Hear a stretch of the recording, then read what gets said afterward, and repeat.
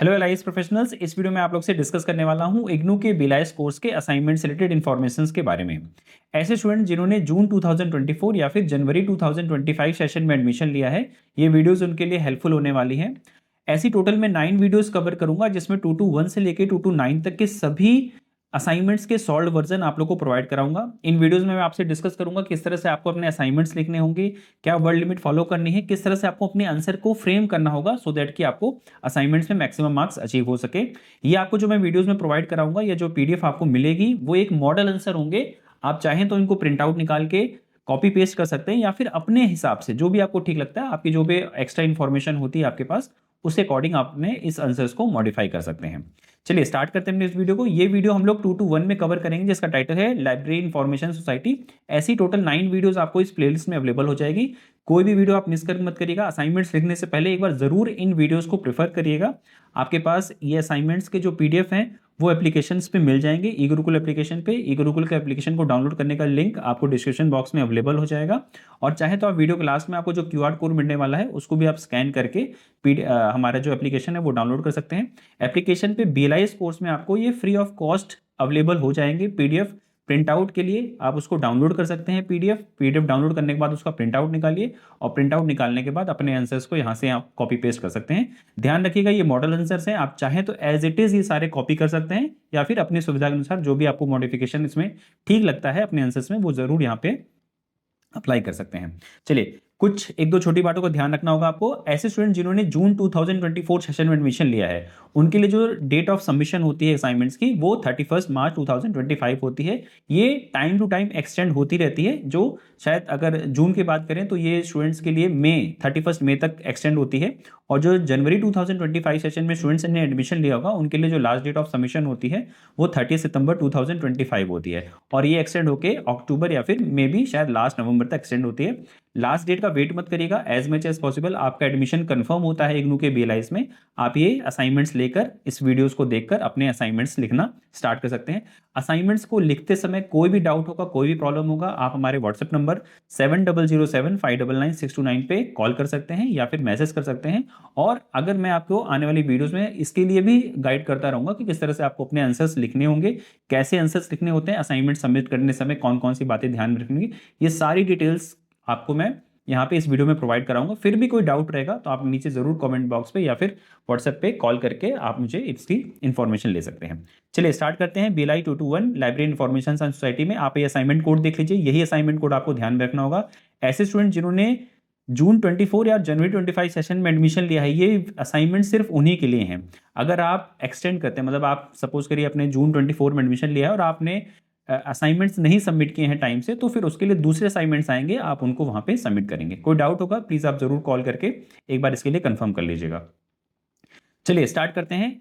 आप देखें असाइनमेंट जो होंगे आपके वो 2 सेक्शन में डिवाइडेड हैं। एक सेक्शन 1 है जिसमें 500 की वर्ड लिमिट है और उसमें 4 क्वेश्चन आपको मिलेंगे करने के लिए। और सेकंड सेक्शन जो होगा उसमें वर्ड लिमिट 250 वर्ड्स की होगी और उसमें आपको टोटल 6 क्वेश्चंस करने होंगे। तो एक एक करके हम लोग जो सेक्शन वाइज है, सेक्शन फर्स्ट कंप्लीट करते हैं, उसके चारों क्वेश्चंस को डिस्कस करेंगे। और जो सेकंड पार्ट होगा हमारा उसमें हम लोग जो 6 क्वेश्चंस होंगे 5वें मार्क्स से उनको कवर करेंगे। जो फर्स्ट पार्ट है उसमें पर क्वेश्चन 10 मार्क्स का आपको मार्क्स अवेलेबल होंगे और उसकी वर्ड लिमिट 500 है। तो इस बात का ध्यान रखते हुए अपने आंसर्स को फ्रेम करिएगा कि हमारे पास 500 वर्ड्स की लिमिट है और एक क्वेश्चन के लिए 10 मार्क्स हमें मिलेंगे। टोटल 70 मार्क्स का आपका ये असाइनमेंट्स है। चलिए स्टार्ट करते हैं। सेक्शन 1 में जो कि 500 वर्ड लिमिट का है और एक क्वेश्चन के लिए हमें 10 मार्क्स मिलेंगे। उसका जो पहला क्वेश्चन है, define knowledge society, discuss the characteristics of knowledge society. देखिए कोई भी क्वेश्चन अगर आप कर रहे हैं, चाहे वो असाइनमेंट्स के लिए हो, चाहे आप यही ऐसे क्वेश्चन अगर आपके टर्म एंड एग्जामिनेशन में आते हैं तो आपको कैसे लिखने हैं। कोई भी क्वेश्चन आप देखेंगे तो उसमें आपको देखना होगा कि या एक ही क्वेश्चन पूछा गया है कि एक ही क्वेश्चन के 2 या 3 पार्ट्स बनाए गए हैं। अभी हम लोग अपने असाइनमेंट्स में देखेंगे कि कुछ क्वेश्चंस ऐसे मिलते हैं हमें जिसमें क्वेश्चन तो एक ही रहता है लेकिन उसके 2 या 3 पार्ट हमें देखने को मिलते हैं। तो क्वेश्चंस भी आप इसी तरह से लिखिएगा या उसको फ्रेम करिएगा ताकि सारे पॉइंट्स कवर करते हुए अपने वर्ड्स लिमिट को आप देख पाएं। इसमें देखिए क्वेश्चन नंबर है डिफाइन नॉलेज सोसाइटी। अब नॉलेज सोसाइटी को डिफाइन करना है तो सबसे पहले हमें नॉलेज सोसाइटी को यहाँ पे डिफाइन करना होगा, उसके बारे में लिखना होगा। आप यहाँ पे देखेंगे मैंने अपने आंसर्स में सबसे पहले यहाँ पे नॉलेज सोसाइटी को डिफाइन किया है कि नॉलेज सोसाइटी क्या होती है और किस तरह से वो काम करती है, इसके बारे में आपको बताना है। फिर जो सेकेंड पार्ट है discuss the characteristics of knowledge society. Knowledge society के कैरेक्टरिस्टिक्स को डिफाइन करना है। अब सेकंड में देखिए कि यहाँ पे आपको मैंने कैरेक्टरिस्टिक्स ऑफ नॉलेज सोसाइटी के बारे में इन्फॉर्म किया है और first character, second character, third, fourth, ऐसे करके 9 पॉइंट्स में मैंने इनको यहाँ पे डिस्कस किया है। तो आप कोई भी क्वेश्चन अगर आप देख रहे हो तो उनको इस तरह से आप समझिए, कोशिश करिए कि जो भी क्वेश्चन हमारे पास अवेलेबल है क्या वो एक ही क्वेश्चन है या उसके 2 या 3 पार्ट अवेलेबल हैं। जितने पार्ट्स में वो क्वेश्चन डिवाइडेड है उतने पार्ट्स को आप अच्छे से कवर करके अपने आंसर्स में लिखेंगे। मैं सारे क्वेश्चंस को डिटेल में पढ़ूंगा नहीं क्योंकि ये पीडीएफ आपके पास अवेलेबल है, आपको ये कॉपी पेस्ट ही करना होता है। तो ये सारी चीज़ें मैं यहाँ पे डिस्कस नहीं करूंगा, बस आपको मैं बता रहा हूँ कि ये क्वेश्चंस कैसे आते हैं, किस तरह से आपको फ्रेम करने हैं अपने आंसर्स, और जो वर्ल्ड लिमिट है उनका किस तरह से ध्यान रखना है। तो मैंने यहाँ पे सबसे पहले डिफाइन किया है नॉलेज सोसाइटी को, और यहाँ पे आप देखेंगे कैरेक्टरिस्टिक्स ऑफ नॉलेज सोसाइटी को मैंने यहाँ पे टोटल 9 पॉइंट्स में 9 कैरेक्टर्स में यहाँ पे डिफाइन करके एक्सप्लेन किया है। क्वेश्चन नंबर 2 देखिए, describe the public library and its role in knowledge society. हमें डिस्क्राइब करना है पब्लिक लाइब्रेरी को कि पब्लिक लाइब्रेरी क्या होती है, एंड देखिए यहां बीच में एंड लिखा है, its role in knowledge society. तो पब्लिक लाइब्रेरी के रोल को बताना है in the context of knowledge society. तो हमें सबसे पहले पब्लिक लाइब्रेरी को डिफाइन करना पड़ेगा कि पब्लिक लाइब्रेरी क्या होती है। आपने देखा होगा मेरे कोर्सेज में भी है, आप जब बिलाइस अपना स्टडी मटेरियल पढ़ेंगे तो आप देखेंगे वहाँ पब्लिक लाइब्रेरी है, स्कूल लाइब्रेरी है, कॉलेज लाइब्रेरी है, यानी एकेडमिक लाइब्रेरीज हैं। तो बहुत तरह की लाइब्रेरीज हमें देखने को मिलती है। यहाँ पे क्वेश्चन स्पेसिफिकली पूछा जा रहा है पब्लिक लाइब्रेरी के बारे में। तो आप पब्लिक लाइब्रेरी को डिफाइन करेंगे। आप यहाँ देखिए मैंने यहाँ से लेकर यहाँ तक पब्लिक लाइब्रेरीज को डिफाइन किया है कि पब्लिक लाइब्रेरीज क्या होती हैं, और उसके बाद role of public library in knowledge society. अब उस नॉलेज सोसाइटी में पब्लिक लाइब्रेरी का या नॉलेज सोसाइटी में पब्लिक लाइब्रेरी का क्या रोल होता है, इसके बारे में मैंने आपको यहाँ, तो आप बुलेट्स पॉइंट में देखिए एजुकेशन के कॉन्टेक्स्ट में क्या रोल है उसके बारे में बताया है, इंफॉर्मेशन के कॉन्टेक्स्ट में क्या है, कल्चर एनरिचमेंट के कॉन्टेक्स्ट में क्या है, और इकोनॉमिकल डेवलपमेंट के कॉन्टेक्स्ट में पब्लिक लाइब्रेरी का क्या रोल है in context of knowledge society. ये चीज़ें मैंने यहाँ पे डिस्कस की हैं। नेक्स्ट क्वेश्चन नंबर 3 देखिए, What do you mean by the term library and information networks? Discuss its characteristics and major components. अब देखिए यहाँ पे क्वेश्चन नंबर 3 को, क्योंकि ये लॉन्ग क्वेश्चन है, 500 वर्ड की लिमिट है, 10 मार्क्स का क्वेश्चन है, तो थोड़ा सा लेंथी क्वेश्चन है और 2 या 2 से ज्यादा पार्ट में, मैक्सिमम 3 पार्ट्स में इसको डिवाइड किया गया है। पहले हमें समझना होगा क्वेश्चन क्या कह रहा है, what do you understand by the term library and information network. तो हमें यहाँ पे लाइब्रेरी इंफॉर्मेशन नेटवर्क को सबसे पहले डिफाइन करना होगा। यहाँ पे देखिए definition of library information network मैंने यहाँ से लेकर यहाँ तक ये डिफाइन किया है कि लाइब्रेरी एंड इंफॉर्मेशन नेटवर्क, ये सब चीज़ें क्या होती हैं, इनके बारे में मैंने यहाँ पे चीज़ें डिस्कस की हैं। अलग अलग ऑथर्स के अकॉर्डिंग क्या क्या डेफिनेशन मिली है हमें इंफॉर्मेशन लाइब्रेरी नेटवर्क को, यहाँ पे मैंने वो डिस्कस किया है। इसके बाद डिस्कस इट्स कैरेक्टरिस्टिक्स, इसके कैरेक्टरिस्टिक्स को बताना है और इसके मेजर कंपोनेंट्स को हमें डिस्कस करना है। तो पहले कैरेक्टरिस्टिक्स भी बताएंगे किसके, लाइब्रेरी इंफॉर्मेशन नेटवर्क के, और फिर इसके जो मेजर कंपोनेंट्स होते हैं वो, the library information networks and characteristics by the aspect of, पहला bullet point, second, third, fourth, fifth, sixth. देखिए 6 बुलेट पॉइंट्स में मैंने यहाँ पे इसके कैरेक्टरिस्टिक्स को डिफाइन किया है कि लाइब्रेरी इंफॉर्मेशन नेटवर्क के जो कैरेक्टरिस्टिक्स होते हैं वो क्या क्या होते हैं, ये चीजें आप यहाँ पे डिस्कस करेंगे।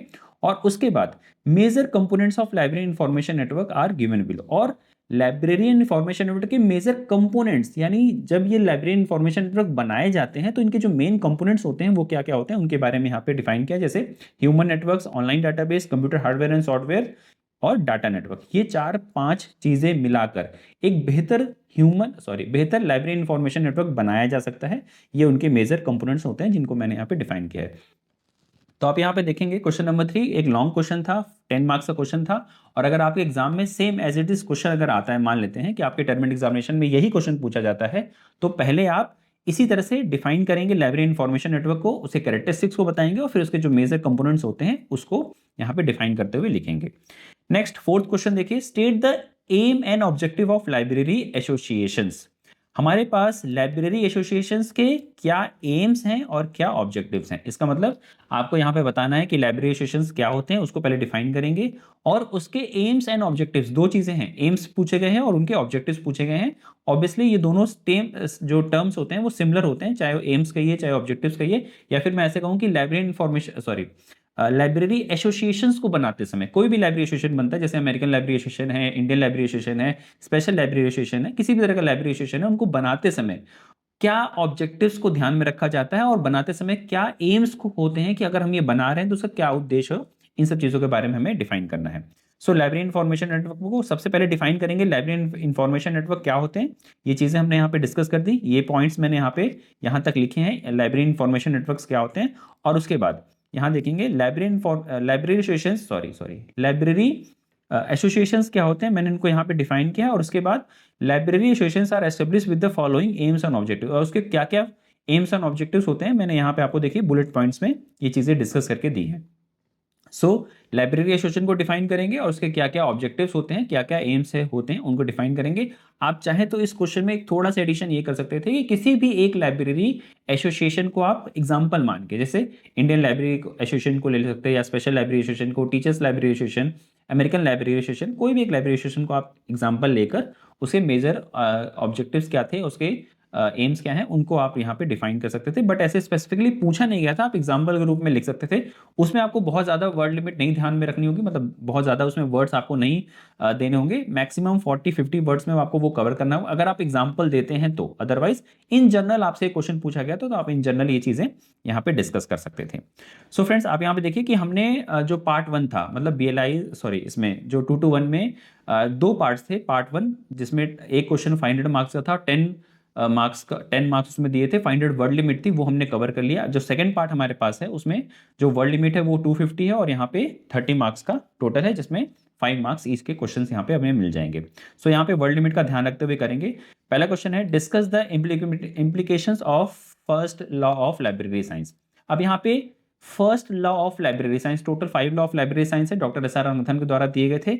इसमें हमें सिर्फ फोकस करके बताना है कि फर्स्ट लॉ का इंप्लीमेंटेशन क्या है। तो आप सबसे पहले डिफाइन कर देंगे कि first law of library science है क्या, ठीक है, रंगनाथन सर ने दिए थे। इसका बहुत ही ब्रीफ में, क्योंकि हमारे पास वर्ड लिमिट ज़्यादा नहीं है, 250 वर्ड्स का ही क्वेश्चन है, तो हमें 50 वर्ड्स में ये डिफाइन करना होगा कि first law of library science क्या है। और इसके बाद जो सेकंड पार्ट है हमारे पास, वो इम्प्लीमेंटेशन है कि फर्स्ट ऑफ लाइब्रेरी साइंस का इम्प्लीमेंटेशन कैसे होता है लाइब्रेरीज में, उसके बारे में आप लिखेंगे। तो आप यहाँ पे देखते हैं, मैंने यहाँ पे पॉइंट्स वाइज जो भी हमारे पास इसका इम्प्लीमेंटेशन है वो लिखा है। वैसे तो library science, first of library science की इम्प्लीमेंटेशन बहुत है, अगर आप इसको हमारे जो मैंने वीडियोस आपको दी हैं अपने कोर्सेज में, वहाँ पे आप देखेंगे तो बहुत लंबे चौड़े इसका डिस्कशन है, मतलब एक अच्छा खासा 1000 वर्ड्स के आसपास का इसका डिस्कशन आता है, मतलब बहुत लंबा पॉइंट है। लेकिन आपके पास वर्ड लिमिट कम है, तो आप यहाँ पे जो भी आपको 4-5 पॉइंट्स याद आ रहे हो अपने इम्प्लीमेंटेशन के फर्स्ट लॉ के, वहीं पे आप यहाँ पे इसको डिस्कस करेंगे। क्वेश्चन नंबर 2 देखिए, explain the code of ethics in digital era. Digital era में कोड ऑफ एथिक्स क्या है, उनको आप बताना है। तो पहले आप डिजिटल एरा क्या होता है, या डिजिटल एरा में क्या क्या चीज़ें इंक्लूड की जा रही हैं या इंक्लूड की जा रही हैं, उनको आप देखेंगे। और उसमें कोड ऑफ एथिक्स कैसे बनते हैं, या कोड ऑफ एथिक्स क्या क्या हो सकते हैं, उनके बारे में आप देखेंगे। तो सबसे पहले आप यहाँ पे थोड़ा सा एक्सप्लेन करेंगे डिजिटल एरा के बारे में, डिजिटल एरा क्या है, कैसा है, उसके बारे में बताएंगे। और इसके कोड ऑफ एथिक्स क्या क्या हो सकते हैं, प्राइवेसी एंड डाटा प्रोटेक्शन पहला कोड ऑफ एथिक्स है, transparency and accountability, fairness and non discrimination, integrity and honesty, cyber security and risk management. ये आपको 4-5 पॉइंट में आपको ये डिफाइन करना है कि इसके कोड ऑफ एथिक्स के जो कोड ऑफ एथिक्स क्या क्या हो सकते हैं उसके बारे में। नेक्स्ट क्वेश्चन नंबर 3 देखिए, discuss the objective and activities of IFLA. IFLA के ऑब्जेक्टिव्स और एक्टिविटीज को आपको यहाँ पे डिफाइन करना है। IFLA International Federation of Library Association and Institution. IFLA एक इंटरनेशनल लेवल का एसोसिएशन है या फिर एक इंस्टीट्यूशन है जिसको हमें डिफाइन करना है। इसके बारे में आपसे पूछा गया कि इसके ऑब्जेक्टिव्स क्या हैं और एक्टिविटीज़ क्या हैं। तो आप बहुत थोड़े शब्दों में, लगभग 30-40 शब्दों में आप इफ्ला को बताएंगे, इसको इफ्ला क्या होती है, और फिर यहाँ पे इसके ऑब्जेक्टिव्स लिखेंगे। देखिए आपको 4 या 5 बुलेट पॉइंट में मैंने इफ्ला के ऑब्जेक्टिव्स बताए हैं और यहाँ पे इसके एक्टिविटीज़ बताए हैं। इफ्ला की वेबसाइट पे अगर कभी आप विजिट करते हैं तो वहाँ पे आपको मिल जाएगा, वेबसाइट पे आपको मिल जाएगा कि इसके ऑब्जेक्टिव्स क्या थे जब ये बन रहा था, और इसे क्या क्या एक्टिविटीज़ ये अपने टाइम टू टाइम परफॉर्म करता है। तो वो सारी चीज़ें मैंने इंटरनेट या इस इफ्ला की वेबसाइट से निकाली। बहुत लंबा चौड़ा एक अच्छा खासा पेज वहाँ पे अवेलेबल था, बट जो अभी आपको पॉइंट्स याद आ रहे हो आप इसको अच्छे से पढ़िएगा। जो भी पॉइंट्स आपको याद आ रहे हो यहाँ पे आप उसको लिख सकते हैं। अगर एग्जाम में भी आपसे ऐसे क्वेश्चन पूछे जाते हैं तो वर्ड लिमिट का ध्यान रखते हुए आप इसको वहाँ पे लिखेंगे।